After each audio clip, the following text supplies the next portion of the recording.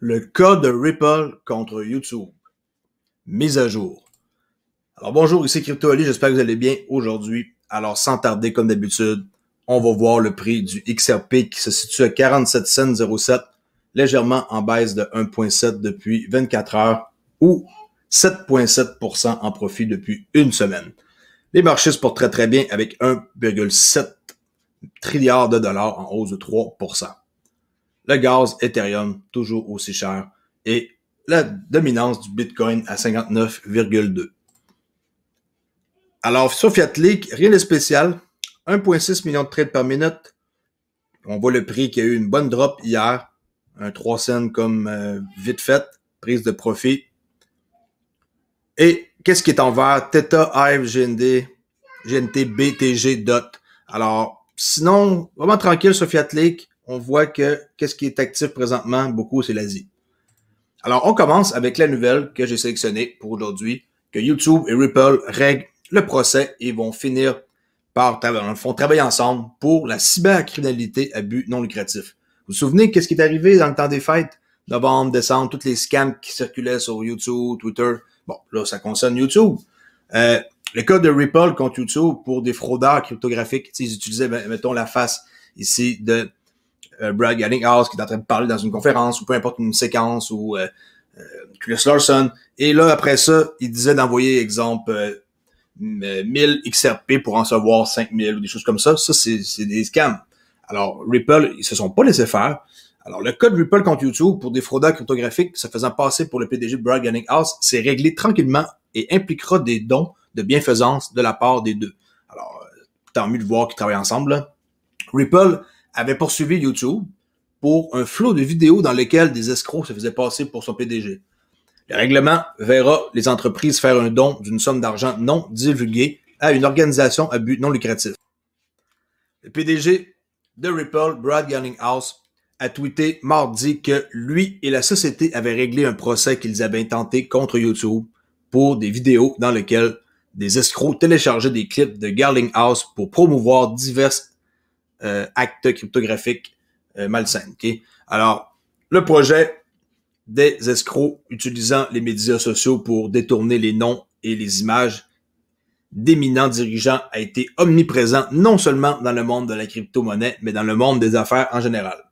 Il n'y a pas juste à Ripple à qui c'est arrivé. Là, je pense que les pires, c'est Ethereum avec Vitalik Buterin. Là, on voyait, c'était pas compliqué. Sur toutes les chaînes YouTube, une fois sur trois, quand on visionnait une chaîne, on voyait apparaître un scam. C'était épouvantable. Même si on signalait, ça faisait absolument rien. Alors, les imposteurs ont également cherché à se faire passer pour, comme par exemple Elon Musk, Richard Branson, sur les réseaux sociaux afin d'arnaquer le public. Ripple et Garlinghouse ont intenté une action en justice contre YouTube en avril dernier, affirmant que la société appartenant à Google avait fermé les yeux sur le problème et en avait même profité en laissant des escrocs acheter des mots-clés pour les aider à cibler les passionnés de la cryptographie. Ça, c'est grave, par exemple, là. C'est qu'on pouvait faire ça, puis ils ont pris du temps avant de réagir. C'est Google. Oui, c'est gros, mais il aurait pu comme faire en sorte que ça se règle plus vite. Là, me semble qu'ils ont vraiment attendu longtemps. Dans une série de tweets, Garlinghouse a déclaré que le règlement amènerait Ripple et YouTube à travailler ensemble pour prévenir, détecter et éliminer ces escroqueries.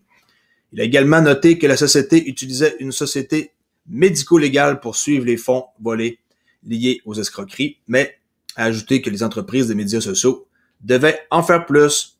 Bon, c'est une bonne nouvelle. C'est pas juste des mauvaises nouvelles. Hein. Il faut toujours parler aussi des choses qui aident les personnes qui se font voir. Si ça l'aurait été vous qui aurez envoyé 10 000 XRP pour en recevoir 100 000, puis que finalement vous perdez vos 10 000, vous aimeriez ça, là, comme que des gens comme Brad Garlinghouse prennent les devants puis qui traînent comme en cours YouTube. Je crois qu'ils ont bien fait de faire ça, puis maintenant on voit qu'ils vont travailler ensemble. Alors bravo.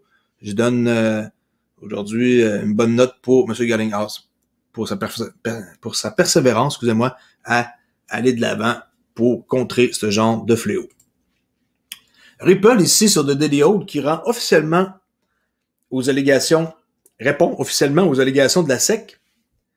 On voit ici que le mot refusé là, ou déni a apparu 440 fois dans un texte de 100 pages. Alors, Ripple a officiellement répondu aux allégations de la SEC des États-Unis dans un document de 100 pages qui détiennent le mot « ni » Il nie 440 fois. Selon le document judiciaire déposé dans le district sud de New York, Ripple réfute les allégations principales de la SEC selon lesquelles le démarrage des paiements a participé à une offre de titres illégale lors de la première émission des XRP aux investisseurs. Ici, on voit en cotation que Ripple nie s'être engagé dans une offre de valeur mobilière, ni la qualification inexacte de l'avis juridique par Ripple concernant XRP, et ni avoir participé à une seule offre de XRP. Ripple conteste également l'utilisation de la SEC par la SEC pour décrire comment la société basée à San Francisco a vendu et distribué son jeton. En outre, Ripple affirme que les caractéristiques du XRP le rendent incompatible avec la réglementation traditionnelle des valeurs mobilières et le fait d'être contraint de passer par ces réglementations aurait un impact négatif sur son objectif principal en tant que crypto-monnaie. Encore sur The Daily Owl, disons d'excellentes nouvelles depuis quelques temps. Alors, on voit ici que les NFT, pour ceux qui ne savent pas, arrivent à grands pas sur le XRPL. Et on va voir ici, avec la personne qui est en charge maintenant de ça, c'est Hubert Gedrew. On en a parlé dernièrement, qui aboutit chez XRPL Labs. Il explique comment le XRP Ledger se prépare à accueillir les jetons non fongibles, les NFT, dans son réseau. Les principaux marchés NFT comme Rarible, Rari, ou OpenSea, moi je connais OpenSea, mais comme je mentionnais hier, quand j'ai parti pour vendre des noms de domaine .crypto que je connais là, qui est .crypto, on peut acheter ça là, pour ceux qui le savent pas, c'est RYP Crypto. J'ai acheté comme plusieurs noms de domaine et pour pouvoir lister mon nom de domaine, maintenant, les frais me coûtent, comme par exemple, je veux lister un nom de domaine, ça me coûte 8 $ de frais pour le réseau, juste pour payer en ETH, ok? Alors, c'est ridicule, j'ai pas voulu lister mes noms de domaine. Alors, OpenSea, c'est ça pour ceux qui le savent pas, là. Dommage que ce soit comme avec Ethereum, mais avec XRPL, ça va remplacer la façon qu'on est en train de se faire avoir en payant des frais ridicules d'Ethereum et on va pouvoir faire nos affaires tranquilles sans pouvoir payer des frais astronomiques qui est inacceptable, même avec le update qu'ils sont en train de faire. Si vous pensez que les frais ils vont devenir aussi bons que sur le XRPL, vous vous trompez. Vous allez toujours payer pareil des frais qui sont plus chers, même avec le update qu'ils sont en train de faire, qui s'en vient bientôt, d'ailleurs, au mois d'avril, si ma mémoire est bonne. Alors, tout ça pour dire que Rarible et OpenSea sont des places où on fait ça avec notre portefeuille Ethereum. Mais avec une entrevue qu'il y a eu dernièrement avec Crypto Harry, que je suggère d'aller suivre, une femme au Japon qui est sur l'actualité comme pas possible pour Ripple et XRP, cet homme-là, Gedrew, dit que lorsque le registre XRP commencera à faciliter les transactions NFT, les utilisateurs pourront les acheter et les vendre en utilisant XRP et d'autres actifs au lieu de compter sur Ethereum, qui est en train de perdre de plus en plus dans le fond d'intérêt auprès des gens quand ils s'aperçoivent comment que ça coûte cher. Il n'y a pas juste eux autres là, qu'on va pouvoir faire affaire dans le futur, mais XRPL prennent les devants et on va réussir à faire de quoi de très très très bon pour ceux qui comprennent pourquoi qu'il faut pas faire affaire avec Ethereum si on ne va pas se faire avoir à payer des frais de débile mental. Vous pouvez payer avec XRP parce que si vous êtes sur le grand livre XRP, ça sera pas un problème. Donc, vous avez le DEX, le XRPL DEX, l'échange décentralisé, et là, vous pouvez échanger vos NFT contre des XRP, par exemple. Vous pouvez acheter avec n'importe quel fiat ou n'importe quel actif que vous voulez, et aussi à une vitesse très élevée et sans transaction élevée de coût. Bon, la vitesse élevée, c'est quand même pas trop long avec Ethereum, là, à chaque fois que j'ai listé des trucs, puis que je paye mes frais, c'est quand même assez raisonnable. On va pas niaiser pour 15-20 secondes de plus, mais les transactions élevées, ça par exemple, ça c'est un gros no. Ethereum là-dessus, c'est incroyable comment qu'ils ont raté leur coup, puis que c'est payant pour des personnes. Gedrew, qui est son nom, je suis désolé, je le prononce mal, explique qu'il y aura essentiellement 3 façons de créer un NFT. En passant, j'adore les NFT là, depuis que j'ai commencé à connaître ça, là, mais j'ai pas trop le temps de commencer à apprendre comment faire, mais si j'ai une chance, je vais vouloir l'apprendre. Une des façons d'utiliser une adresse, et plus tard, vous la percez. Okay? Ça, c'est une des façons. Il existe 3 façons. Excusez-moi, j'ai mal exprimé là. Il y a 3 façons de créer un NFT sur le grand livre. Okay? Une des premières façons, c'est pas compliqué. Vous utilisez une adresse et plus tard, vous la percez. Ce qui signifie que vous ne pouvez pas créer un autre jeton. La percée veut dire que vous la détruisez, là. Après ça, il n'y a pas d'autre disponible. Vous pouvez donc créer un autre jeton. Mais ce n'est peut-être pas vraiment la façon dont vous voulez procéder, car vous devrez créer un nouveau compte à chaque fois. Bon, alors cette méthode-là, non, pas vraiment pour moi. Donc, une autre façon est de le faire et de pouvoir utiliser un compte et d'y ajouter votre nom de domaine. Ça, je trouve ça intéressant, car le grand livre XRP vous permet d'ajouter un nom de domaine aux paramètres de votre compte afin que vous puissiez avoir un sentiment de confiance. Ça, je trouve ça correct. Ça gagne mon attention. Moi, j'ai des noms de domaine. On le met sur le grand livre XRP. Merci, bonjour. Et la troisième méthode, selon GetRuo, est l'émission de plusieurs jetons en tant que lot. Après le processus, le compte sera noirci. OK. Ça, c'est intéressant aussi, mais c'est sûr que je connais pas beaucoup cette méthode-là. Là. C'est très, très nouveau pour moi. Là. Ça, je savais que ça existait de mettre son nom de domaine sur le grand livre. Alors que les NFT se sont concentrés sur les arts et le divertissement ces derniers mois, cet homme ici, là, GetRuo, pour comment le prononcer, dit qu'il voit les NFT qui pourraient être utilisés pour prouver la propriété des choses réelles dans le futur. Vous voulez prouver que c'est à vous? Ben, vous utilisez les NFT pour le faire, chose qui est intéressante. Alors, je vais linker ici le vidéo pour que vous puissiez aller voir l'entrevue si ça vous intéresse. Je vais linker la page. Comme ça, vous allez avoir plus d'informations que moi avec un gars comme ça. J'ai pris plus de temps que prévu pour les NFT, mais c'est pas plus grave que ça. La vidéo, elle sera plus longue. Alors, les législateurs, on saute ici sur CoinDesk américains qui vont présenter enfin un projet de loi visant à clarifier la réglementation sur la cryptographie. Le projet de loi proposé créerait un groupe de travail pour évaluer la réglementation américaine sur les crypto-monnaies avec la contribution de la SEC et du CFTC. Enfin, les deux-là vont travailler ensemble et ils vont établir tout ça. Je vais vous montrer ici un extrait du début de l'entrevue. Okay? A little handful of members of Congress introduced Tuesday morning a bill that seeks to convene the CFTC and the SEC and U.S. lawmakers to get clarity on where crypto falls in the regulatory regime. Right now in the U.S., it's a bit unclear. There's a lot of confusion around what is a security in the crypto space and what is a commodity. So what this bill seeks to accomplish is clarity on that front. And I think it's, we talked about the IRS yesterday taking this stuff seriously. And here's yet another example of more action in D.C. to clarify. Bon, vous voyez, c'est pour apporter la clarité. Alors, le Congrès pourrait bientôt essayer de clarifier la réglementation des actifs numériques. Là, vous pensez pas là que parce qu'on voit un titre comme ça, une nouvelle, que demain, ils vont commencer à travailler là, pour la clarification de ça. Là. Donc, vous, ça va prendre du temps, beaucoup plus qu'on pense. Alors, ils vont essayer de clarifier la réglementation. Les représentants ont présenté mardi, hier, un projet de loi visant à créer un groupe de travail. C'est compliqué, les Américains, c'est incroyable. Un projet de loi pour créer un groupe de travail composé d'experts du secteur et de représentants de la Security Exchange Commission et du Commodity Future Trading Commission, le CFTC et la SEC. Les deux là ensemble, il va y avoir, en le fond, un groupe de travail pour évaluer le cadre juridique, chose qu'on veut tout avoir là, et réglementaire actuel des actifs numériques aux États-Unis. Ils vont faire le ménage, dans le fond. Le but ultime de la législation appelée Eliminate Barrier to Innovation Act of 2021, 2021 plutôt, serait de clarifier quand la SEC a juridiction sur un jeton, ou une crypto-monnaie en particulier.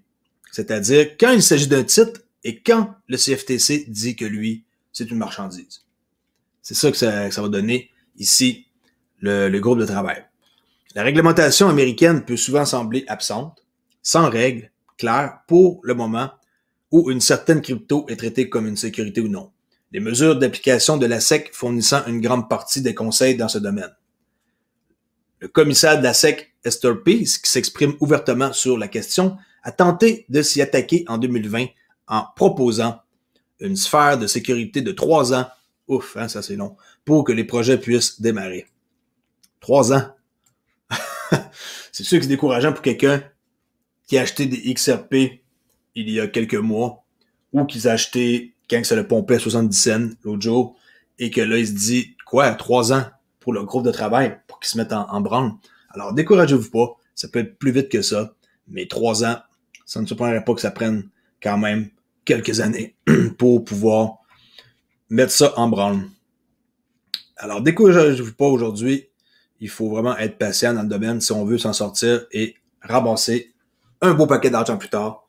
Et oubliez pas surtout que vous devez aussi vous diversifier dans plusieurs cryptos et non juste XRP. Nium, que je parle souvent, étend maintenant ses envois de fonds à 4 nouveaux marchés africains. Nium, qui est une plateforme de paiement mondiale, qui est un client de Ripple, avancé, a annoncé aujourd'hui que ses clients sont désormais en mesure d'envoyer des fonds à leur partenaire commercial. Grossez l'écran. Situé au Ghana, Kenya, en Afrique du Sud et en Tanzanie, avec plus de pays et de pipelines.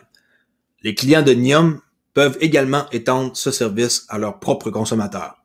Cette annonce intervient peu de temps après l'annonce des plans d'expansion de la société en Afrique à la fin de l'année dernière. On voit ici, ceux qui ne connaissent pas Nium, okay, ils ont quand même 98% d'économie sur tous les tarifs pour les transferts domestiques, ce qui est énorme. C'était fondé en 2014. Ici, on voit aussi que la société de paiement transfrontalier numérique offre des solutions comme abordables pour n'importe qui, pour des paiements internationaux. Leur objectif, ils cherchent à se différencier davantage sur le marché encombré en offrant une expérience de paiement améliorée. Là, on voit des commentaires ici de clients. Grâce à l'utilisation de Ripple par Nium dans les couloirs des Philippines et du Mexique, nous avons pu éliminer les exigences de préfinancement et offrir des envois de fonds plus rapides. Okay? Client de Ripple. Une job ici d'ingénieur logiciel chez Ripple à San Francisco. Qu'est-ce que ça fait, ça? Ça crée des applications de paiement distribuées. Ça prototype de nouvelles solutions pour problèmes logiciels. Ça débogue des problèmes de production à plusieurs niveaux. Ça travaille avec l'équipe et toute l'organisation et dans le commercial pour impliquer ici toute la conception par rapport à l'ingénierie des logiciels. C'est comme une job assez compliqué, hein? Puis j'imagine qu'il y a des bonnes qualifications là. Qu'est-ce qu'ils recherchent? On voit ici 5 ans d'expérience Java, Spring, base de données relationnelles, Kubernetes, AWS, Amazon Web Service. Il y a beaucoup de trucs qu'il faut savoir. JP Morgan qui lancera un panier d'exposition aux crypto-monnaies. Yes, un proxy, on appelle. L'instrument de dette s'appuiera fortement sur les actions de MicroStrategy, Square et Riot Blockchain. Alors, quelques semaines à peine après que JP Morgan Chase a publié un rapport avertissant que les sociétés financières traditionnelles risquent de prendre du retard dans la finance numérique, la plus grande banque américaine cherche à émettre des dettes liées à des entreprises axées sur la crypto-monnaie. JP Morgan Cryptocurrency Exposure Basket, l'instrument de dette entrant, est long sur MicroStrategy 20%, Square 18% et Riot Blockchain 15%, et les fabricants de puces Nvidia 15% avec des positions dans 11 entreprises totales. Il n'investit pas directement dans les cryptos. Dans le fond, il passe par quelqu'un d'autre, mais qui est en lien avec ça. La société du panier exploite des entreprises qu'ils pensent être directement ou indirectement liées aux crypto-monnaies. Et on voit ici que les produits technologiques, on va les voir à la page suivante, c'est qui?